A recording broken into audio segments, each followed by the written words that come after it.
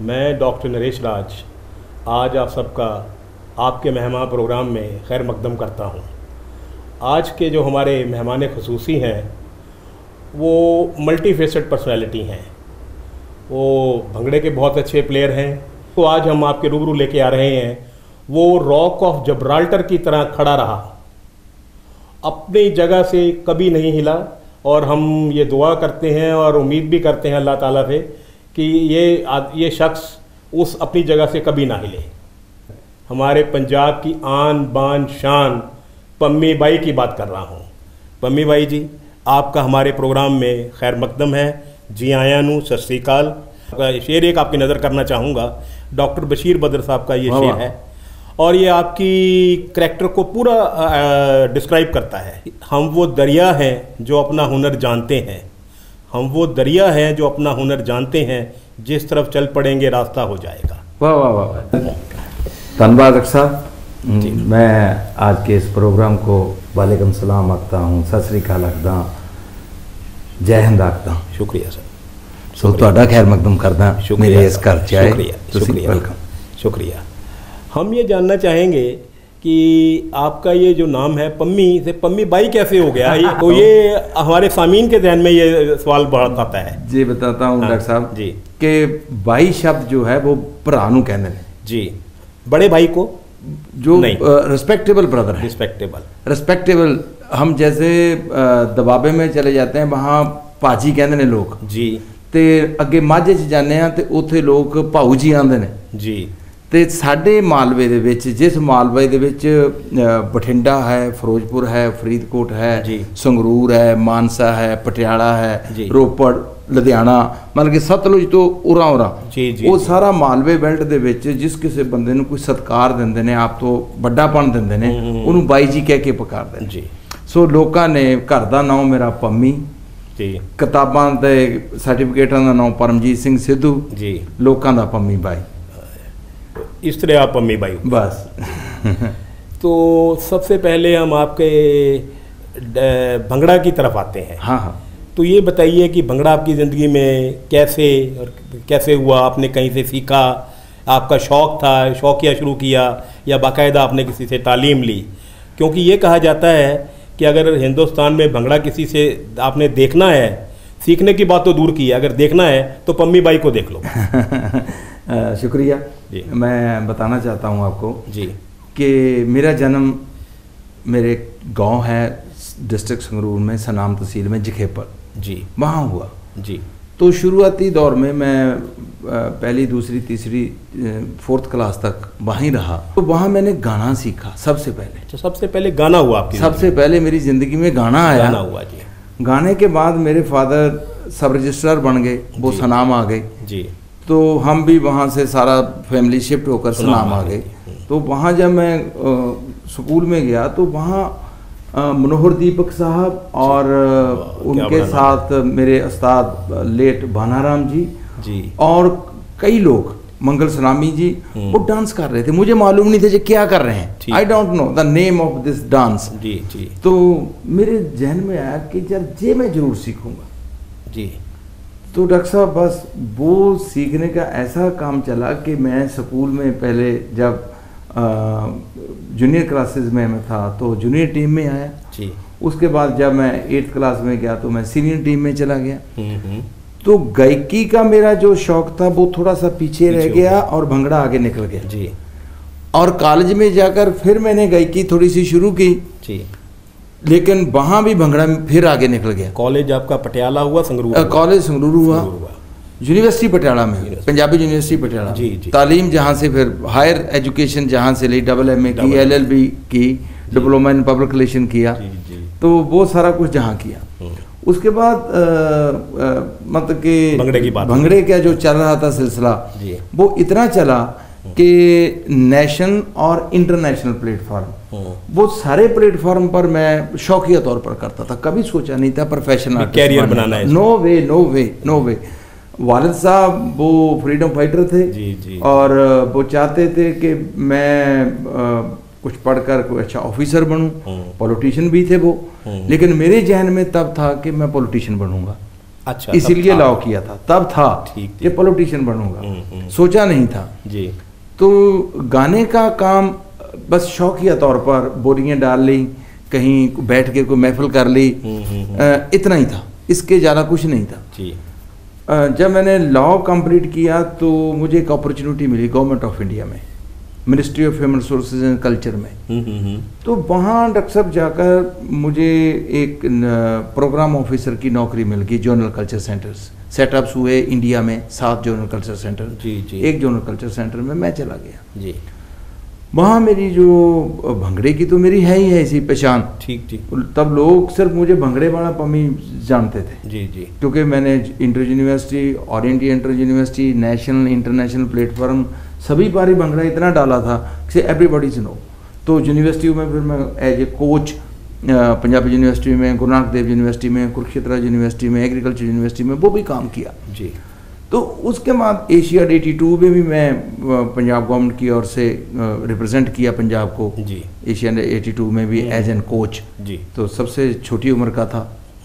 उसके बाद मर्तबा ये चलता रहा काम जी। तो जब जोनल कल्चर सेंटर में गया तो वहाँ इंटरेक्शंस बहुत बड़े बड़े आर्टिस्टों से हुई, जिनको मैंने छोटे हुए सामने बैठकर सुना था।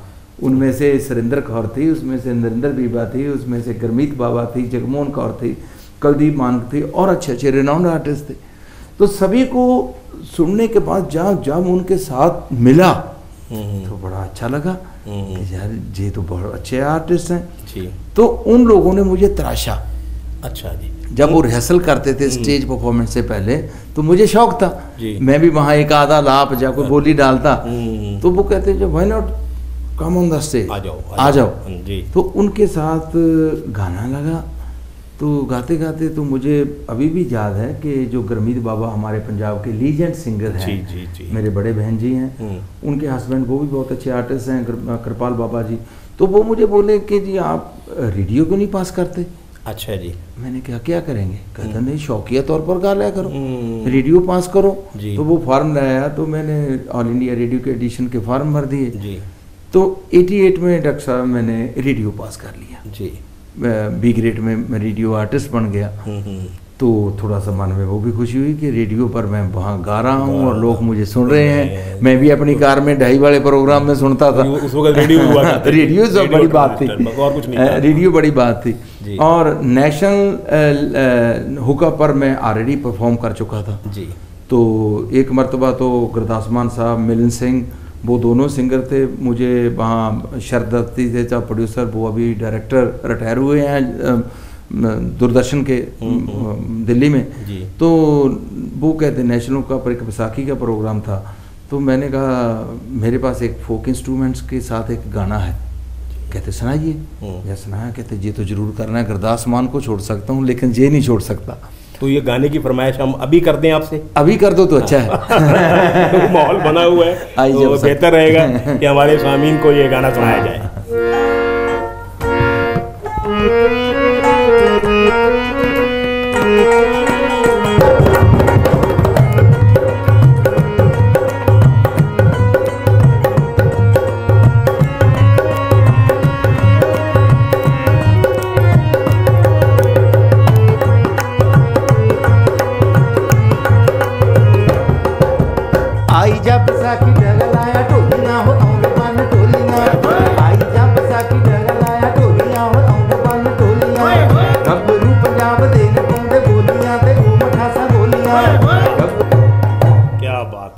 क्या बात है, बहुत अच्छे, बहुत अच्छे। जी मैंने लाइव गाया जी 92 में जी, लाइव गाया। खुशवंत सिंह ने उस प्रोग्राम के लिए बहुत अच्छा कमेंट्स किए, खुशवंत सिंह होना। हाँ जी। तो वो इतना हिट गया प्रोग्राम कि उसके बाद मुझे लगा कि मैं आर्टिस्ट हूँ, मैं प्रोफेशनल आर्टिस्ट हो गया हूँ, मतलब कि प्रोफेशनल आर्टिस्ट की चिरन दिमाग में जागी जी। तो मैंने अपने वालिद साहब से बात की कि मैं छोड़ना चाहता हूँ। कहते क्यों, मूर्ख हो रहा है।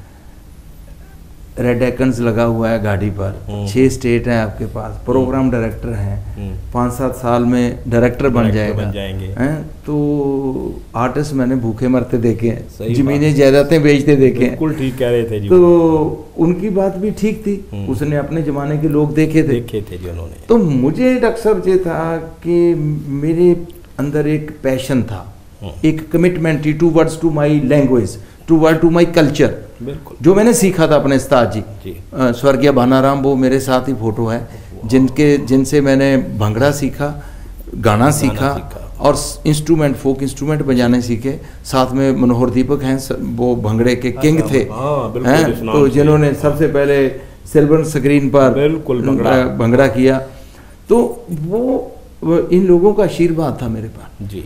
तो फिर मैंने बल साहब से कहा कि नहीं, मैं तो अपना काम करूंगा, क्योंकि ऐसा नहीं कि जब मैं रिटायर हो जाऊं कि उसके बाद मैं सारी ज़िंदगी पछताता रहूं कि मैंने अपना कुछ नहीं किया। तो हाँ, वो गल रड़कती रही जी जी। फिर 1 साल किते मैं कश रहा करा छड्डा रखा ते लास्ट फिर 93 ਦੇ ਵਿੱਚ ਮੈਂ डिसाइड कर लिया, फिर मैं एक प्रोडक्शनस कीतियां जी। ਤੇ ਉਹ ਪ੍ਰੋਡਕਸ਼ਨਸ ਦੇ ਵਿੱਚ ਮੈਨੂੰ ਬਹੁਤ ਬੂਸਟ ਮਿਲਿਆ 92-93 ਦੇ ਵਿੱਚ। ਮੈਨੂੰ ਕਾਫੀ ਪ੍ਰਾਈਵੇਟ ਤੌਰ ਦੇ ਉੱਤੇ ਉਸ ਤਰ੍ਹਾਂ ਦੇ ਕੰਮ ਕਰਕੇ ਅੱਛਾ ਰਿਸਪੌਂਸ ਮਿਲਿਆ। ਸੋ ਦੈਨ ਫਿਰ ਮੈਂ ਪੋਕੇਟ ਸੈੱਟ ਕਰ ਲਿਆ ਜੀ। ਫਿਰ ਡਾਕਟਰ ਸਾਹਿਬ ਮੇਰਾ ਭੰਗੜਾ ਤੇ ਮੇਰਾ ਪੈਸ਼ਨ ਹੈ ਹੀ ਹੈ ਸੀ ਜੀ ਜੀ। ਤੇ ਮੈਂ ਆਪਦੇ ਸਿੰਗਿੰਗ ਤੇ ਭੰਗੜੇ ਨੂੰ ਪ੍ਰੋਫੈਸ਼ਨ ਬਣਾਉਣਾ ਚਾਹੁੰਦਾ ਸੀ, ਠੀਕ, ਆਪਦੇ ਉਸ ਸ਼ੌਕ ਨੂੰ। ਤੇ ਉਸ ਸ਼ੌਕ ਨੇ, ਜਿਵੇਂ ਕਹਿੰਦੇ ਵੀ ਰਾਂਝਾ ਹੀਰ ਪਿੱਛੇ ਜੋਗੀ ਬਣ ਗਿਆ ਸੀ, ਮੁਦਰਾਂ ਪਾ ਲਈਆਂ, ਮੈਂ ਵੀ ਆਪਦੇ ਸ਼ੌਕ ਲਈ ਉਹ ਤਿਆਗਤੀ, ਗੱਡੀ ਤਿਆਗਤੀ, ਕੁਰਸੀ ਤਿਆਗਤੀ, ਜਿਹਨੂੰ ਸਲਾਮਾਂ ਪੈਣੀਆਂ ਸੀ, ਲਾਲ ਬੱਤੀ ਤਿਆਗਤੀ। ਤੇ ਉਸ ਸ਼ੌਕ ਨੇ ਮੈਨੂੰ ਜਿਹੜਾ ਹੈਗਾ ਕਲਾਕਾਰਾਂ ਲਈ ਲਾਂਚ ਕਰ ਦਿੱਤਾ। ਤੇ ਮੈਂ 1994 ਦੇ ਵਿੱਚ ਰਿਜ਼ਾਈਨ ਕੀਤਾ ਜੀ ਆਪਦੇ ਪੋਸਟ ਦੇ ਉੱਤੋਂ, ਤੇ ਮੈਂ ਸਿੱਧਾ ਸਟੇਟ ਵੇ ਮੇਰੀ ਪਹਿਲੀ ਪ੍ਰੋਫੈਸ਼ਨਲ परफॉर्मेंस इंटरनेशनल प्लेटफार्म ते हुई कनेडा दे वैनकूवर जी। ते उस वैनकूवर दे विच जदों मेरी परफॉर्मेंस हुई, उत्थे लोकां ने जो मैनू रिस्पॉन्स दिता, जो लोकां ने मैनू मान दिता जी, ते फिर मैं पिछे मुड़ के नहीं रख सकदा वेखिया। ਤੇ ਇਹ ਮੇਰਾ ਭੰਗੜੇ ਦਾ ਤੇ ਮੇਰੀ ਗਾਇਕੀ ਦਾ ਸ਼ੁਰੂਆਤ ਦਾ ਸਫ਼ਰ। ਤੇ ਇਸ ਦੇ ਨਾਲ ਫਿਰ ਮੈਂ ਆਪਣੀ ਗਾਇਕੀ ਨੂੰ ਕੱਲੀ ਗਾਇਕੀ ਨਹੀਂ ਬਣਾ ਕੇ ਰੱਖਿਆ, ਮੈਂ ਇੱਕ ਵੱਖਰੇ ਰੂਪ 'ਚ ਲੋਕਾਂ ਦੇ ਸਾਹਮਣੇ ਆਇਆ। ਉਹ ਮੈਂ ਉਸ 1994 ਦੇ ਵਿੱਚ ਹੀ ਅਮਰੀਕਾ ਦੇ ਵਿੱਚ ਨਿਊਯਾਰਕ ਦੇ ਵਿੱਚ ਮੈਂ ਇੱਕ ਸ਼ੋਅ ਵੇਖਿਆ ਮਾਈਕਲ ਜੈਕਸਨ ਦਾ ਜੀ। ਉਸ ਟਾਈਮ ਦੇ ਉੱਤੇ ਮਤਲਬ ਕਿ $100 ਟਿਕਟ ਖਰੀਦ ਕੇ, ਤੇ ਉਹ ਸ਼ੋਅ 'ਚੋਂ ਮੈਨੂੰ ਬੜਾ ਕੁਛ ਮਿਲਿਆ।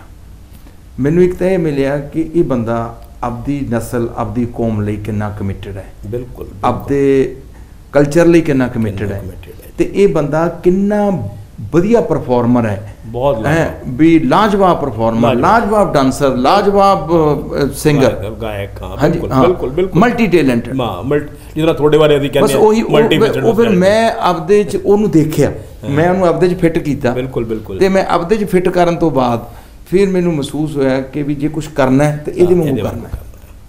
ਤੇ ਤੁਹਾਡੇ ਵਾਸਤੇ ਰੋਲ ਮਾਡਲ ਬਣ ਗਏ, ਉਹ ਮੇਰੇ ਲਈ ਰੋਲ ਮਾਡਲ ਬਣ ਗਿਆ। ਫਿਰ ਉਸ ਤੋਂ ਵਾਂਗੂ ਪੰਜਾਬੀ ਗਾਇਕੀ ਦੇ ਵਿੱਚ ਮੇਰਾ ਸਭ ਤੋਂ ਵੱਡਾ ਰੋਲ ਮਾਡਲ ਜਿਹੜਾ ਪਰਫਾਰਮੈਂਸ ਦਾ ਰੋਲ ਮਾਡਲ ਉਹ ਬਾਈ ਗੁਰਦਾਸ ਮਾਨ ਰਿਹਾ ਜੀ। ਤੇ ਮੇਰੀ ਗਾਇਕੀ ਦਾ ਰੋਲ ਮਾਡਲ ਕੁਲਦੀਪ ਮਾਨਕ ਰਿਹਾ ਹੈ, ਤੇ ਮੇਰੇ ਭੰਗੜੇ ਦਾ ਰੋਲ ਮਾਡਲ ਜਿਹੜਾ ਹੈਗਾ ਸੀ ਮਨੋਹਰ ਦੀਪਕ ਰਿਹਾ। ਤੇ ਇਹ ਵੱਡੇ ਵੱਡੇ ਜਿਹੜੇ ਸਟਾਰ ਸੀ, ਵੱਡੇ ਵੱਡੇ ਜਿਹੜੀਆਂ ਪਰਸਨੈਲਿਟੀ ਸਨ, ਉਹ ਮੇਰੇ ਤੇ ਹਾਵੀ ਸਨ, ਤੇ ਮੈਨੂੰ ਉਹਨਾਂ 'ਚੋਂ ਬਹੁਤ ਕੁਝ ਸਿੱਖਣ ਨੂੰ ਮਿਲਿਆ ਜੀ।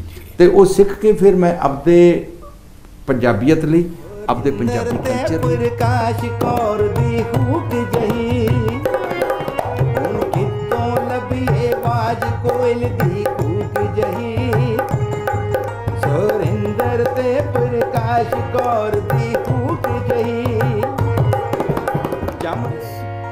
कोई लफ्ज़ नहीं है।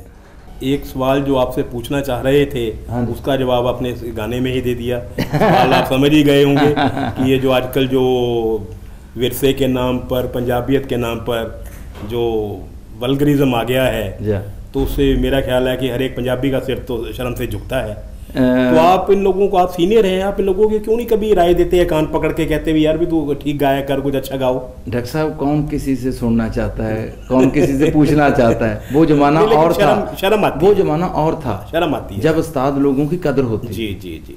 अब कोई कदर नहीं है, ना किसी सीनियर की कदर है, ना किसी को कोई उस्ताद बनाता है। कहता क्या ज़रूरत है उस्ताद बनाने की, क्यों इतने साल धक्के खाए, पैसे लगाने हैं, सीधा काम करना है। बिल्कुल। रिकॉर्डिंग स्टूडियो में जाते हैं वो लोग, आगे वो म्यूजिक डायरेक्टर साहब कहते हैं क्या क्या, वाह वाह, गले में सरस्वती, पैसे लाओ। रिकॉर्ड किया, सपूल दे दिया, कंपनी पास गए, क्या बात है, बहुत अच्छा मास्टर है, लाओ पैसे लाओ, वीडियो बनाए। वीडियो डायरेक्टर ने पैसे ले लिए, वीडियो बनाते, कंपनी वाले कहते हैं भी ले पैसे दो, चला देते हैं। तो ऐसा काम सिलसिला चल रहा है। तो कोई किसी से पूछना नहीं चाहता, कोई किसी से मशवरा नहीं लेना चाहता, लेकिन हम अपने तरफ से काम कर रहे हैं। हम अपनी तरफ से काम कर रहे हैं, तो वो काम लोगों में जाता है। इसका अभी वीडियो बनाएंगे, क्योंकि आज गाना जो है डॉक्टर साहब, वो सुनने की शय मत रहा, नहीं रहा जी, वो सुनने की शय ही नहीं रहा, अब देखने की शय बन गया गाना। ये बदकिस्मती है। हाँ, ये बदकिस्मती है। गाना वो देखने, अगर आप कहें कि रफी साहब देखने की चीज है तो मैं नहीं मानूंगा। नो, रफी साहब सुनने की चीज, आंख बंद करके सुनने की चीज है। वही तो गुलाम अली साहब आंख बंद करके सुनने की चीज है। वही वो जो नफासत थी ना जी, जो नफासत थी हमारे गाने में जी, वो खत्म हो गई है। अब लिखने वालों में से भी लिखने का वो ढंग नहीं है, वो तुकबंदी करते हैं, वो तुकबंदी करते हैं, लिटरेचर खत्म हो गया। बिल्कुल। तो ये सारी चीज़ों की बहुत बहुत अहमियत थी हमारे इस संगीत में। जी। तो जी जो सैटेलाइट चैनल्स आ गए हैं, ये इलेक्ट्रॉनिक्स मीडिया आ गया है, इसने वो सभी चीज़ें को तोड़ दिया है। तो हम एक तरफ तो कहते हैं कि ग्लोबलाइजेशन होगी, अच्छा काम होगा, आप जहाँ रिकॉर्ड कर रहे हैं शाम को अमेरिका में लोग इसको देख सकते हैं। तो लेकिन उसके साथ नुकसान भी बहुत हुआ है, बहुत नुकसान ज़्यादा हो गया, नुकसान ज़्यादा हुआ है। अनट्रेंड लोग इस ट्रेड में आ गए हैं, जिन्होंने किसी कुछ सीखा ही नहीं है, वो अपनी काबिलियत दिखाने शुरू हो गए हैं। तो आगे क्या था कि जब कोई आर्टिस्ट बनता था, पहले रेडियो पास करता था, उसके बाद वो रेडियो के बाद जाता था HMV कंपनी के पास कि जनाब मुझे रिकॉर्ड कर लो, मैं रेडियो आर्टिस्ट हूँ, मैं ये गाने गाता हूँ। वो कहते ठीक है, देखेंगे भाई, देंगे टाइम आपको। बिल्कुल सही। तो एक कंपनी होती थी, तब जाकर कहीं फटा लगता था रेडियो एंड HMV सिंगर है, तो प्राउड होता था। अब तो ना किसी के पास कोई कंपनी की कोई प्रॉब्लम है, ना किसी को रेडियो पर जाने की कोई है। Now at present I am the B high grade in artist all India radio. मुझे 2-3 बार आया उनका कि A ग्रेड के लिए आप आ जाइए, तो मैंने कहा क्या करेंगे A ग्रेड लेकर भी A ग्रेड लेकर भी क्या करेंगे, लोगों ने दे दिया। अब A ग्रेड क्या है, उसके बाद क्या कोई उसकी ज़रूरत तो मैं महसूस नहीं करता, लेकिन आप कहते हैं तो किसी दिन आ जाएंगे जब फ्री हो गए।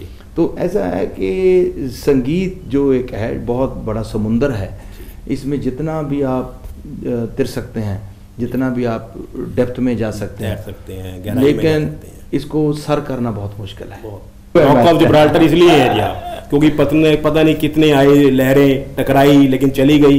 रॉक ऑफ जिब्राल्टर वहीं रही, वो अपनी जगह से नहीं हिली। बात से मैं आपका शुक्रिया अदा करता हूं कि आपके जहन में मेरे बारे में बहुत अच्छे ख्यालात हैं। तो मेरी कोशिश तो यही है कि पंजाबी की कहावत है कि 2 पैर घट तुरना पर तुरना मटकड़े नाल। मैनूं लगता है कि मैं आपके बारे तो बहुत कुछ बोल लिया, तो मैं दसना चाहना कि मैनूं किहड़े फनकार चंगे लगदे ने। मैं किन्हां फनकारां दा बहुत तह दिलों मतलब कि फैन हाँ। परफॉर्मेंस दे विच मैं भाजी गुरदास मान दा बहुत बड़ा फैन हाँ, कोई शक नहीं। पंजाबी लोक गायकी दे विच मैं कुलदीप मानक साहब का बहुत बड़ा फैन हाँ। क्या बात है। तो जे मैं फीमेल गायिका की गल करदा तो उन्हां दे विच जिहड़ी मैनूं सब तो वधिया परफॉर्मर लगी, जिसनूं सुन के मतलब कि उठण नूं जी नहीं सी करदा, वो सन स्वर्गीय जगमोहन कौर। उन्हां वर्गी कोई परफॉर्मर मैं हुण दे अज दे युग दे विच नहीं वेखी। क्योंकि गायिका तो बहुत ने, बहुत सुरीलियां, बहुत अच्छियां, पर परफॉर्मर जगमोहन कौर। संगीतकारां दे विच चरणजीत हुजा दा कोई जवाब नहीं। उन्होंने स्वर्गीय लालचंद जमला जट तो लैके पम्मी बाई तक, ते मेरे तो भी अगे तक बहुत बंदियां नूं रिकॉर्ड किया। ਤੇ ਜਿਸ ਢੰਗ ਨਾਲ ਉਹ ਰਿਕਾਰਡ ਕਰਦੇ, ਜਿਸ ਢੰਗ ਦੇ ਨਾਲ ਉਹ ਬੰਦੇ ਨੂੰ ਤਰਾਸ਼ਦੇ ਨੇ, ਉਹ ਸ਼ਾਇਦ ਹੀ ਕੋਈ ਮਿਊਜ਼ਿਕ ਡਾਇਰੈਕਟਰ ਉਸ ਤਰ੍ਹਾਂ ਕਰਦਾ ਹੋਵੇ, ਸ਼ਾਇਦ ਹੀ ਕੋਈ ਮਿਊਜ਼ਿਕ ਡਾਇਰੈਕਟਰ ਉਸ ਤਰ੍ਹਾਂ ਦੀਆਂ ਕੰਪੋਜੀਸ਼ਨਸ ਬਣਾਉਂਦਾ ਹੋਵੇ, ਬੰਦੇ ਅਨੁਸਾਰ ਕੰਪੋਜੀਸ਼ਨ ਬਣਾਉਂਦਾ ਹੋਵੇ। ਸੋ ਉਹਨਾਂ ਨੇ ਬੇਸ਼ੁਮਾਰ ਕਲਾਕਾਰ ਪੈਦਾ ਕੀਤੇ, ਬੇਸ਼ੁਮਾਰ ਕਲਾਕਾਰਾਂ ਨੂੰ ਫਰਸ਼ ਤੋਂ ਅਰਸ਼ ਤੇ ਪਹੁੰਚਾਇਆ, ਉਹ ਜਨਾਬ ਚਰਨਜੀਤ ਅਹੂਜਾ ਸਾਹਿਬ। ਫਿਲਮਾਂ ਦੇ ਵਿੱਚ ਵੀ ਮੇਰੇ ਬੜੇ ਮਨਪਸੰਦ ਕਲਾਕਾਰ ਨੇ, ਜਿਨ੍ਹਾਂ ਨੂੰ ਮੈਂ ਬਹੁਤ ਨੇੜੇ ਹੋ ਕੇ ਵੇਖਿਆ ਵੀ, ਤੇ ਜਿਨ੍ਹਾਂ ਦਾ ਮੈਂ ਕੰਮ ਵੀ ਵੇਖਿਆ, ਤੇ ਜਿਨ੍ਹਾਂ ਦੇ ਪ੍ਰਤੀ ਮੇਰੇ ਜ਼ਿਹਨ ਦੇ ਵਿੱਚ ਬਹੁਤ ਸਤਿਕਾਰ ਹੈ। ਤੇ ਪੰਜਾਬੀ ਫਿਲਮਾਂ ਦੇ ਮਾਧਿਅਮ ਤੋਂ ਜੇ ਮੈਂ ਗੱਲ ਕਰਾਂ ਤਾਂ ਪੰਜਾਬੀ ਫਿਲਮਾਂ ਦੇ ਵਿੱਚ ਸਾਡੇ ਬੜੇ ਪੁਰਾਣੇ ਹੀਰੋ ਹੀਰੋਇਨਸ ਕੰਮ ਕਰਦੇ ਰਹੇ ਨੇ, ਪ੍ਰਿਥਵੀ ਰਾਜ ਕਪੂਰ ਤੋਂ ਲੈ ਕੇ IS ਜੌਹਰ ਤੱਕ। ਤੇ ਮੈਨੂੰ ਹੁਣ ਵੀ ਯਾਦ ਹੈ ਕਿ ਨਾਨਕ ਨਾਮ ਜਹਾਜ਼ ਇੱਕੋ ਇੱਕ ਫਿਲਮ ਪੰਜਾਬੀ ਦੀ ਰਹੀ ਹੈ ਜਿਹੜੀ ਕਿ super duper hit golden jubilee ਬਣੀ। ਤੇ ਉਸ ਫਿਲਮ ਨੂੰ ਹੀਰਾ ਲਾਲ ਤੇ ਪੰਨਾ ਲਾਲ ਨੇ ਉਸ ਟਾਈਮ ਦੇ ਉੱਤੇ ਬਣਾਇਆ, ਤੇ ਉਸ ਫਿਲਮ ਦੇ ਵਿੱਚ ਪ੍ਰਿਥਵੀ ਰਾਜ ਕਪੂਰ ਸਾਹਿਬ ਤੇ IS ਜੌਹਰ ਸਾਹਿਬ ਜੋ ਉਹਨਾਂ ਨੇ ਰੋਲ ਕੀਤੇ, ਉਹ ਵਾਹ ਕਮਾਲ, ਵਾਹ ਕਮਾਲ। ਬਿਲਕੁਲ। ਤੇ ਉਹਨਾਂ ਪੰਜਾਬੀਆਂ ਨੂੰ ਮੇਰੀ ਸਲਾਮ, ਕਿਉਂਕਿ ਮੈਂ ਪ੍ਰਿਥਵੀ ਰਾਜ ਕਪੂਰ ਸਾਹਿਬ ਨੂੰ ਉਸ ਟਾਈਮ ਤੇ ਮਿਲਿਆ ਤਾਂ ਨਹੀਂ, ਪਰ ਮੈਂ ਉਹਨਾਂ ਦੀ ਆਟੋਬਾਇਓਗ੍ਰਾਫੀ ਪੜ੍ਹ ਰਿਹਾ ਸੀ, ਜਿਹਦੇ ਵਿੱਚ ਉਹ ਕਹਿੰਦੇ ਸੀ ਮੈਨੂੰ ਜੇ 2 ਦਿਨ ਤੋਂ ਵੱਧ ਕੋਈ ਪੰਜਾਬੀ ਬੋਲਣ ਵਾਲਾ ਨਾ ਮਿਲੇ ਤਾਂ ਮੇਰੀ ਇਹ ਜਾੜਾਂ ਫੁੱਲ ਜਾਂਦੀਆਂ ਨੇ। ਤੇ ਇੰਨੇ ਉਹ ਪੰਜਾਬੀਅਤ ਤੇ ਪੰਜਾਬੀ ਮਾਮੂਲੀ ਨਾਲ ਲੀਨ ਸਨ, ਤੇ ਉਸ ਤਰ੍ਹਾਂ ਦੇ ਸ਼ਖਸ ਨੂੰ ਮੇਰਾ ਸਲਾਮ। ਤੇ ਜੇ ਮੈਂ ਐਟ ਪ੍ਰੈਜੈਂਟ ਗੱਲ ਕਰਦਾ ਹੈਗਾ ਹਿੰਦੀ ਸਿਨੇਮੇ ਦੀ, ਤੇ ਉਹਦੇ ਵਿੱਚੋਂ ਮੈਨੂੰ ਸਭ ਤੋਂ ਵਧੀਆ ਜੇ ਕੋਈ ਐਕਟਰ ਲੱਗਦਾ ਤਾਂ ਅਮੀਰ ਖਾਨ ਲੱਗਦਾ ਹੈ, ਜਿਹੜਾ ਐਕਟਰ ਦੇ ਨਾਲ ਨਾਲ ਇੱਕ ਸਾਡੇ ਸਮਾਜ, ਇੱਕ ਸਾਡੀ ਸੋਸਾਇਟੀ ਪ੍ਰਤੀ ਵੀ ਕੰਮ ਕਰਦਾ ਹੈ। ਇੱਕ ਐਕਟਰ ਵੱਡਾ ਹੋਣਾ ਤੇ ਵੱਖਰੀ ਗੱਲ ਹੈ, ਉਹਦੇ 'ਚ ਤਾਂ ਬਹੁਤ ਲੋਕ ਨੇ, ਉਸ ਕੈਨਵਸ ਦੇ ਵਿੱਚ ਤੇ ਹਜ਼ਾਰਾਂ ਹੀ ਲੋਕ ਫਿੱਟ ਨੇ, ਪਰ ਇੱਕ ਬੰਦਾ ਲੋਕਾਂ ਲਈ ਵੀ ਕੁਝ ਕਰਦਾ ਹੈਗਾ, ਆਪਦੇ ਲਈ ਤਾਂ ਕਰਦਾ ਪਰ ਲੋਕਾਂ ਲਈ ਵੀ ਕਰਦਾ ਹੈਗਾ। ਉਸ ਲਈ ਮੈਂ ਅਮੀਰ ਖਾਨ ਸਾਹਿਬ ਦਾ ਬਹੁਤ ਵੱਡਾ ਫੈਨ ਹਾਂ, ਤੇ ਉਸ ਬੰਦੇ ਦੀ commitment towards to our nation, towards to our society, ਉਹ ਬਾ ਕਮਾਲ ਹੈ, ਤੇ ਸਲਾਮ ਹੈ ਉਸ ਨੂੰ। ਤੇ ਇਸੇ ਤਰ੍ਹਾਂ ਜੇ ਮੈਂ ਐਕਟਰਸ ਦੇ ਵਿੱਚੋਂ ਗੱਲ ਕਰਦਾ ਹੈਗਾ ਵੀ ਕਿਹੜੀਆਂ ਵਧੀਆ ਫਨਕਾਰਾਂ ਐਟ ਪ੍ਰੈਜੈਂਟ ਜਾਂ ਪਹਿਲਾਂ ਕਰ ਚੁੱਕੀਆਂ ਨੇ, ਮੈਨੂੰ ਪੁਰਾਣੇ ਫਨਕਾਰਾਂ ਦੇ ਵਿੱਚੋਂ ਰੇਖਾ ਜੀ ਦਾ ਕੰਮ ਸਭ ਤੋਂ ਵਧੀਆ ਲੱਗਿਆ। ਮੈਂ ਉਹਨਾਂ ਦਾ ਬਹੁਤ ਵੱਡਾ ਫੈਨ ਹਾਂ, ਤੇ ਉਹਨਾਂ ਨੂੰ ਇੱਕ ਵਾਰ ਮਿਲਣ ਦਾ ਮੌਕਾ ਵੀ ਮਿਲਿਆ। ਤੇ ਉਸ ਤੋਂ ਬਾਅਦ ਜੇ ਅਗਲੀ ਰੋ ਦੇ ਵਿੱਚ ਮੈਂ ਆਉਣਾ ਨੈਕਸਟ ਕੈਟੇਗਰੀਜ਼ ਦੇ ਵਿੱਚ, ਤਾਂ ਕਰੀਨਾ ਕਪੂਰ ਬਹੁਤ ਅੱਛਾ ਕੰਮ ਕਰਦੀ ਹੈ, ਬਹੁਤ ਅੱਛੀ ਡੀਸੈਂਟ ਕੁੜੀ ਹੈਗੀ, ਵੈਸੇ ਵੀ ਮਿਲਿਆ ਵੀ ਉਹਨਾਂ ਨੂੰ, ਤੇ ਉਹਨਾਂ ਦੇ ਜਿੰਨੀ ਫਿਲਮਾਂ ਵੇਖੀਆਂ ਉਹ ਵੀ ਮੈਨੂੰ ਬਹੁਤ ਅੱਛੀਆਂ ਲੱਗੀਆਂ ਨੇ, ਤੇ ਬਾਕੀ ਉਹਦੇ 'ਚ ਪੋਟੈਂਸ਼ੀਅਲ ਹੈਗਾ ਕੰਮ ਕਰਨ ਦਾ। ਤੇ ਬਾਕੀ ਭੰਗੜੇ ਦੇ ਵਿੱਚ ਮੈਂ ਜ਼ਿਕਰ ਕਰ ਚੁੱਕਿਆ ਭਾਜੀ ਮਨੋਹਰ ਹੋਣਾ ਦਾ, ਤੇ ਉਸ ਤੋਂ ਮਗਰੋਂ ਮਾਸਟਰ ਹਰਭਜਨ ਹੋਣਾ ਦਾ, ਮਹਿੰਦਰ ਸਿੰਘ ਡੰਗੋਰੀ ਹੋਣਾ ਦਾ, ਚਮਨ ਲਾਲ ਰਾਣਾ ਹੋਣਾ ਦਾ, ਬਲਵੀਰ ਸੇਖੋਂ ਹੋਣਾ ਦਾ, ਤੇ ਮੇਰੇ ਸਵਰਗੀ ਉਸਤਾਦ ਭਾਨਾ ਰਾਮ ਹੋਣਾ ਦਾ, ਮੰਗਲ ਸਨਾਮੀ ਹੋਣਾ ਦਾ, ਤੇ ਹੋਰ ਹਜ਼ਾਰਾਂ ਹੀ ਉਹ ਮੇਰੇ ਸੀਨੀਅਰਸ ਜਿਨ੍ਹਾਂ ਨੂੰ ਨੱਚਦਿਆਂ ਵੇਖ ਕੇ ਮੈਂ ਨੱਚਣ ਲੱਗਿਆ। ਮੈਂ ਉਹ ਸਾਰਿਆਂ ਨੂੰ ਸਲਾਮ ਕਰਦਾ। ਤੇ ਅਖੀਰ ਦੇ ਵਿੱਚ ਤੁਹਾਡੇ ਲਈ ਇੱਕ ਪੰਜਾਬ ਦੀ ਉਹ ਲੋਕ ਧੁਨ ਜੀ, ਜਿਸ ਲੋਕ ਧੁਨ ਨੂੰ ਬੜੇ ਲੋਕਾਂ ਨੇ ਗਾਇਆ ਤੇ ਬੜੇ ਨੇ ਗਾਉਣਾ, ਤੇ ਜੁਗਨੀ ਪੇਸ਼ ਕਰਕੇ ਮੈਂ ਤਾਂ ਤੋਂ ਖਿਮਾ ਲਵਾਂਗਾ।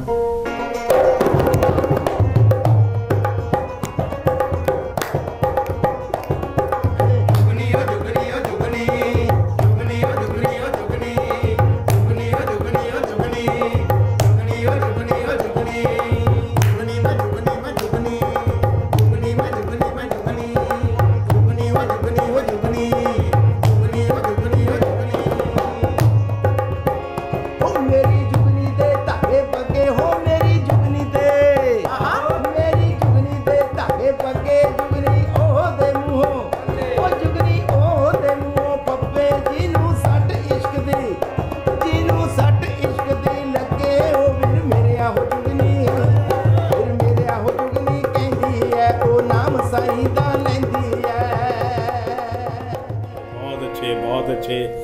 दिल तो नहीं चाहता कि आपसे रुखसत हों, लेकिन मजबूरी है। शायर साहब कहा करते हैं कि हर एक इंसान को वक्त का एहतराम करना चाहिए।